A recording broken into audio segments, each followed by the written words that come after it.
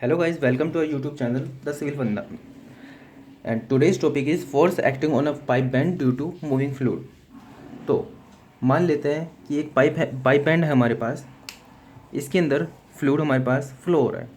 तो जो straight moving object होता है या फिर कोई भी मास होता है, उसकी टेंडेंसी होती है कि अगर स्ट्रेट लाइन में चल रहा है तो स्ट्रेट लाइन में ही चलेगा, inertial law, until and unless उसके ऊपर कोई फोर्स अप्लाई ना हो। तो जब ये स्ट्रेट लाइन पे जा रहा था तो इसकी टेंडेंसी थी स्ट्रेट लाइन पे जाने की, लेकिन यहाँ पे बैंड आ गया जिसने इसके ऊपर फोर्स लगाई और अब ये इसको फ्लूइड को ऊपर की साइड जाना पड़ा। अब फ्लूइड के ऊपर अगर जो कोई फोर्स लगी है तो न्यूटन थर्ड लॉ के अकॉर्डिंग फ्लूइड भी इस बैंड के ऊपर एक फोर्स लगाएगा। अब जब फ्लूइड इस बैंड के ऊपर फोर्स लगाता है तो इसके जॉइंट पे एक वाइब्रेशन होनी स्टार्ट हो जाती है और उसकी लाइफ कम हो सकती है, जिसकी वजह से यहाँ पे एक एंकर ब्लॉक लगा देते हैं। इस जो फ्लूइड ने बैंड के ऊपर फोर्स लगाई है उसको काउंटरएक्ट करने के लिए। तो ब्लॉक का काम कुछ नहीं है, ब्लॉक का काम बस ये है कि एक रिएक्शन देना इसको काउंटर करने के लिए, ताकि ये बैंड वाइब्रेट ना हो और इसकी लाइफ बनी रहे। तो आज की क्लास में हम ये रिएक्शन ही निकालेंगे कि ये कितनी रिएक्शन की ज़रूरत होती है इस बैंड को अपनी जगह पे रखने के लिए।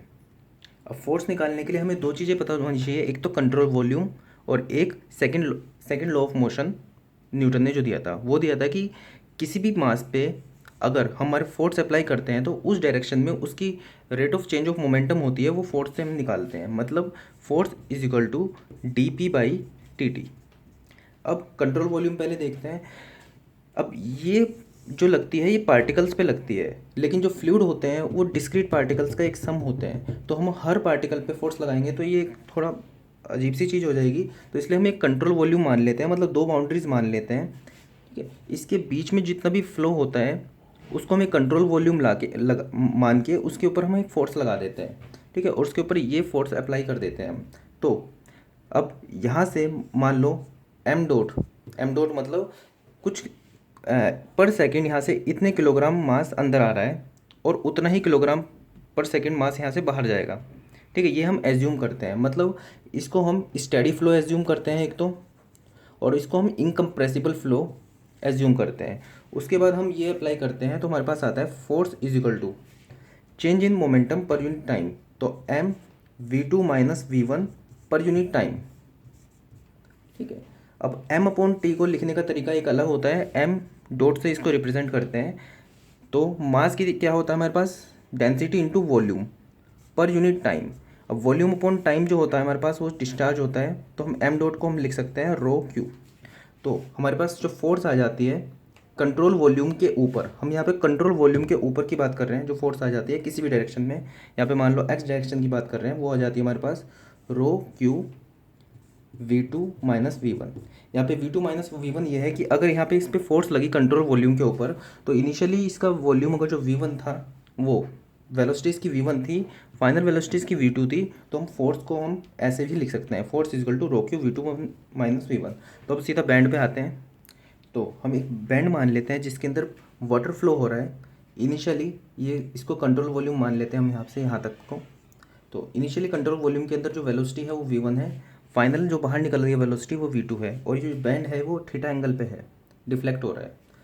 इनिशियली इसका जो लेफ्ट हैंड पे जो इसकी फोर्स है, प्रेशर फोर्स है, वो पी वन ए वन। हमारे पास पता है कि प्रेशर जो होता है फोर्स अपॉन एरिया होता है, इसलिए प्रेशर फोर्स हुई पी इंटू ए।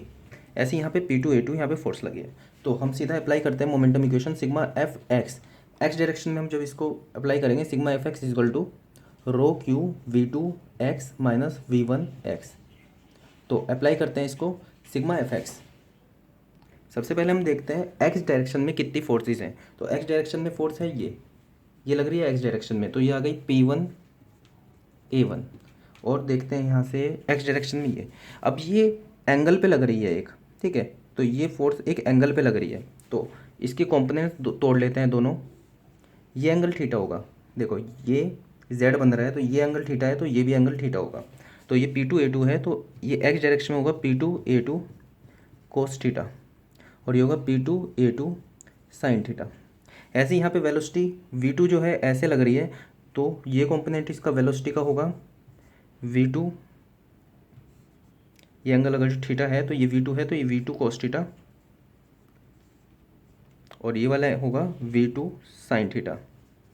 ठीक है, एक्स डायरेक्शन में हम फोर्स देख रहे हैं, तो P1A1 और यहाँ पे P2A2 कोस थीटा, और ये होगा, देखो एक्स डायरेक्शन ऐसे पॉजिटिव है, वाई डायरेक्शन ऐसे पॉजिटिव है, तो ये माइनस एक्स एक्सिस में लग रहा है, तो माइनस में लगेगा माइनस P2A2 कोस थीटा। ये हो गई हमारे पास फोर्स बैलेंस। ये बराबर होगा रो क्यू V2 माइनस V1। तो कंट्रोल वॉल्यूम से बाहर निकलने वाली वेलोसिटी है V2, लेकिन इसको हम एक्स डायरेक्शन में देखेंगे तो होगा V2 कोस थीटा। ये V2 ऐसे है, थीटा है हमारे पास ये, तो ये होगा एक्स डायरेक्शन में V2 कोस थीटा। तो V2 कोस थीटा माइनस, ये एक्स डायरेक्शन में ही है पूरी, तो इसका कोई कंपोनेंट नहीं, सारे कंपोनेंट इसके एक्स डायरेक्शन में ही है, तो V1। तो फर्स्ट इक्वेशन आ गई हमारे पास ये। ठीक है, हमने इसके अंदर आर एक्स नहीं अभी यूज़ किया। जो हमारे पास एक्स डायरेक्शन में फोर्सेस थी वो थी प्रेशर फोर्स, ये वाली प्रेशर फोर्स, प्लस ये भी हमारे पास फोर्स लग रही है जो कि क्या कहते हैं फ्लूइड के ऊपर लग रही है, तो ये लग रही है माइनस एक्स डायरेक्शन में, तो P1 तो यहाँ पे आएगा minus R X. Second equation लगाते हैं, sigma F Y is equal to rho Q V2Y minus V1Y। ठीक है, तो इसको लिखते हैं, वाई डायरेक्शन में फोर्स देखते हैं, क्या प्रेशर फोर्स है यहाँ पे, प्रेशर फोर्स सीधा एक्स डायरेक्शन में है, वाई डायरेक्शन में इसका कोई कंपोनेंट नहीं है, तो ये होगा ज़ीरो। ऐसे ही ये जो कंपोनेंट है एक्स डायरेक्शन में है P2A2 cos theta, Y direction में है P2A2 साइन थीटा, जो कि नेगेटिव वाई डायरेक्शन में है, तो इसे लिखेंगे माइनस P2A2 साइन थीटा। अब यहाँ पे रिएक्शंस जो है, ये रिएक्शन आर वाई हमने ऐसे मानी है जो कि पॉजिटिव डायरेक्शन में है, तो प्लस आर वाई बराबर रो क्यू V2Y। अब इस कंट्रोल वॉल्यूम से बाहर निकलने वाली वेलोसिटी है V2, उसका वाई में कंपोनेंट क्या है, यह है V2 कोस थीटा, तो ये होगा V2 साइन थीटा, जो कि हमने यहाँ पे भी देखा था, V2 साइन थीटा माइनस, जब कंट्रोल इनिशियल वेलोसिटी है तो ये है V1, इसका वाई में कंपोनेंट कितना है, ज़ीरो, क्योंकि सारा ये एक्स डायरेक्शन में ही जा रही है, क्योंकि ज़ीरो। तो हमारे पास ये इक्वेशन आई, इसमें हमारे पास आर वाई है, और हमारे पास ये इक्वेशन आई, इसमें हमारे पास आर एक्स है, तो यहाँ से आर एक्स निकलेगा और आर वाई निकलेगा, और अगर हमें इन दोनों के बीच का एंगल निकालना है तो ये हमारे पास थीटा हो गया, तो tan theta is equal to theta के अपोजिट वाला r x upon r y. ठीक है, depend on which theta we are using, this theta और दिस थीटा। तो इस क्वेश्चन में हमें फोर्स निकालनी है जो फ्लूइड एल्बो पे लगा रहा है। ठीक है, तो हम एक कंट्रोल वॉल्यूम मानेंगे और हम इक्वेशन लगाएंगे सिग्मा। हाँ, और इसमें पूछिए सिर्फ वर्टिकल फोर्स पूछिए, ये IAS 2003 में आया हुआ क्वेश्चन है। वर्टिकल में इससे सिर्फ फोर्स पूछी है, तो कंट्रोल वॉल्यूम है तो सिर्फ हम सिग्मा एफ वाई ही लगाएंगे। हाँ, तो sigma F Y is equal to rho Q V2 minus V1Y। अब ये जो फोर्स है ये कंट्रोल वॉल्यूम के ऊपर लग रही है, और जो मोमेंटम चेंज है ये भी कंट्रोल वॉल्यूम का ही है। तो फोर्स कितनी लग रही है कंट्रोल वॉल्यूम के ऊपर, वाई डायरेक्शन में, क्या इसकी वजह से प्रेशर की वजह से कोई फोर्स लग रही है, नहीं, इसकी वजह से लग रही है 4 को kPa, तो 4 इंटू 10⁻³ इंटू एरिया, एरिया यहाँ पे भी कांस्टेंट है, यहाँ पे भी कांस्टेंट है। ठीक है, तो एरिया इसको ए मान लेते हैं अभी के लिए। ठीक है, वर्टिकल डायरेक्शन में जो इसके ऊपर कंट्रोल वॉल्यूम पे फोर्स लग रही है वो लग रही है आर वाई, जो कि पॉजिटिव है, plus R Y is equal to rho कितना है, ये पानी है तो 1000 इंटू क्यू होता है यहाँ पे इसका डिस्चार्ज कितना हो रहा है इसके अंदर, एरिया इंटू इसकी वेलोसिटी कितनी है 5 इंटू V2, जो बाहर निकल रही है वेलोसिटी वो निकल रही है 5 मीटर पर सेकेंड, जो कि पॉजिटिव है, माइनस इनिशियली वर्टिकल में 0 थी तो यहाँ पे आ जाएगा 0, तो हमारे पास आ जाता है यहाँ पे जो P2A2 हमारे पास लग रहा है वर्टिकल डायरेक्शन के अंदर, ये नेगेटिव डायरेक्शन में लग रहा है, तो यहाँ पे आएगा माइनस में। तो आर वाई हम निकालते हैं, r Y is equal to 5 into 5 25 into 10⁻³ into area, और ये जब उधर जाएगा प्लस 4 इंटू 10⁻³ एरिया, तो यहाँ पर आएगा 29 इंटू 10⁻³ इंटू एरिया क्या होगा π/4 इंटू 30 सेंटीमीटर है तो 0.3 का होल स्क्वायर, तो हमारे पास ये आ जाता है, बहुत इजी कैलकुलेशन है ये, इसके हिसाब से कर लेते हैं इसको, तो ये हमारा आ जाता है 2049.8 न्यूटन, मतलब 2.05 किलो न्यूटन, जो कि हमारा आंसर है। तो नेक्स्ट क्वेश्चन देखते हैं हम, ये एसएससी के मेंस में पूछा गया क्वेश्चन कि एक पाइप बैंड दे रखा है, इसकी डायमेंशंस दे रखी है 60 सेंटीमीटर, बाद में 30 सेंटीमीटर हो गई है। यहाँ पे प्रेशर P1 दे रखा है, P2 दिया नहीं हुआ है, एक हॉरिजॉन्टल प्लेन में पड़ा है और इसका जो Q है वो 876 लीटर पर सेकेंड है। तो पहले तो यहाँ पे P2 निकालना पड़ेगा क्योंकि हमें मोमेंटम इक्वेशन में P2 की फोर्स भी चाहिए होगी। तो इस पॉइंट पे और इस पॉइंट पे बर्नौली थ्योरम लगाते हैं। क्वेश्चन में गिवन है कि इसके अंदर कोई फ्रिक्शनल लॉस कुछ नहीं आया है, तो बर्नौली इक्वेशन लगाएंगे P1 upon gamma plus V1 square upon 2G plus Z1 is equal to V2 P2 upon gamma plus V2 square upon 2G plus Z2। Horizontal plane में है तो ये और ये दोनों सेम होंगे, कट जाएंगे। P1 अपॉन गामा, P1 दे रखा है 1.75, तो ऐसा ही यूनिट में करके चलने में ज़्यादा आसानी होती है। तो P1 है 1.75 किलोग्राम पर सेंटीमीटर स्क्वायर। तो प्रेशर जो होता है हमारे पास वो न्यूटन पर मीटर स्क्वायर में होता है। तो किलोग्राम से न्यूटन आने के लिए इसको हम ग्रेविटी से मल्टीप्लाई कर देंगे 9.81, और सेंटीमीटर स्क्वायर है तो ऊपर 100 के स्क्वायर से मल्टीप्लाई कर देंगे, तो ये हमारे पास आ जाएगा। तो P1 हमारे पास आ जाएगा 171.675 10⁻³ न्यूटन पर मीटर स्क्वायर। तो वैल्यू पुट करते हैं 171.675 इंटू 10⁻³ अपॉन गामा। गामा क्या होता है बस रो इंटू जी। तो रो कितना है हमारे पास वाटर का 1000 इंटू जी क्या है 9.81 plus V1 square upon 2G। हमें वेलोसिटी नहीं पता है लेकिन हमें डिस्चार्ज पता है, तो हमें डिस्चार्ज की मैंने 876 लीटर पर सेकंड, इसको भी SI यूनिट में कन्वर्ट कर लेते हैं तो ये हो जाएगा 0.876 मीटर क्यूब पर सेकंड अपॉन π/4 0.6 का होल स्क्वायर। इसको मीटर में कन्वर्ट करेंगे तो V1 हमारे पास जो यहाँ पे V1 है वो आएगा 3.098 और V2 हमारे पास आएगा ये। तो यहाँ पे वैल्यू पुट करेंगे V1 की 3.098 का होल स्क्वायर अपॉन 2 इंटू 9.81 बराबर P2 हमें निकालना है अपॉन 9.81 इंटू 1000 प्लस 12 का स्क्वायर 12.39 का होल स्क्वायर अपॉन 2 इंटू 9.81। तो यहाँ से हमारे पास P2 आ जाएगा, कैलकुलेट करते हैं। तो बर्नौली इक्वेशन का यूज़ करके हमारे पास P2 की वैल्यू आ गई 171 वेट 99.61 kPa। और यहाँ पे जो हमने वेलोसिटी निकाली थी वो Q इक्वल टू AV का यूज़ करके निकाली थी।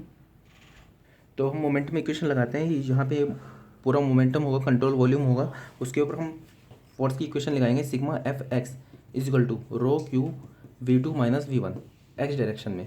तो फोर्स कितनी है x डायरेक्शन में, तो P1A1 ठीक है, और x डायरेक्शन में अब Rx जो है नेगेटिव डायरेक्शन में है तो माइनस Rx ठीक है। ऊपर आते हैं P2, अब P2 ऐसे लग रहा है ठीक है, तो x डायरेक्शन में होगा, ये 60 डिग्री है ऐसे, तो P2 लग रहा है ये, तो ये होगा थीटा, तो ये होगा P2A2 cos थीटा। तो ये होगा एक्स माइनस एक्स डायरेक्शन में माइनस P2A2 cos 60 डिग्री बराबर रो कितना है 1000 इंटू क्यू हमारे पास 0.876 मीटर क्यूब पर सेकंड गिवन है, और वेलोसिटी कितनी है एक्स डायरेक्शन में देखते हैं। फाइनल वेलोसिटी कंट्रोल वॉल्यूम से बाहर निकलने वाली वेलोसिटी जो है V2 ठीक है, वो क्यू हमारे पास थी अभी हमने निकाली थी, तो V2 हमारे पास है 12.39। अब V2 जो हमारे पास ये इस तरह से है, एक्स डायरेक्शन में चाहिए तो cos 60 डिग्री माइनस V1 हमारे पास एक्स डायरेक्शन में ही है जो कि है 3.098। तो यहाँ पे P1 V2 A2 A1 की वैल्यू रखेंगे तो हमारे पास Rx की वैल्यू आएगी हमारे पास यहाँ पे 42.305 किलो न्यूटन, और ये पॉजिटिव आ रही है, मतलब हमारी फोर्स जो है वो ऐसी ही लग रही है। तो सिग्मा Fi में हम जब वैल्यू वो इक्वेशन को इक्वेट करेंगे जीरो, सिग्मा Fi रो क्यू V2y माइनस V1y। तो सिग्मा Fy वाई डायरेक्शन में देखो, ये एक्स डायरेक्शन में प्रेशर लग रही है तो वाई डायरेक्शन में कोई वो नहीं लग रही है। Ry क्या है पॉजिटिव में, तो प्लस Ry लिखेंगे ठीक है। प्रेशर जो है ऐसे लग रहा है नीचे की साइड ठीक है, तो ये होगा P2 cos theta P2A2 cos theta, तो नीचे की साइड होगा P2A2 sin थीटा। तो ये बराबर सॉरी माइनस का P2A2 sin थीटा थीटा कितना है 60 डिग्री बराबर रो कितना है 1000, क्यू कितना है 0.876 V2 वाई डायरेक्शन में, बाहर निकलने वाली वेलोसिटी है V2 ठीक है, उसकी वाई डायरेक्शन में मतलब V2 sin थीटा। V2 कितनी है हमारे पास 12.39 साइन 60 डिग्री माइनस V1y ठीक है। V1y मतलब v1 है ऐसे, तो इसका y में कॉम्पोनेंट कुछ भी नहीं है, तो ये होगा 0।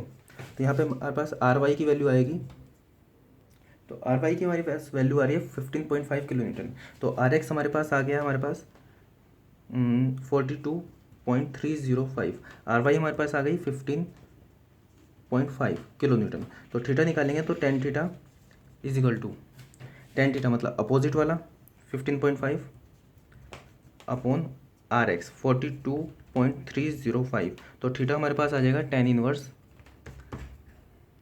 थीटा आ जाएगा हमारे पास 20.122 डिग्री।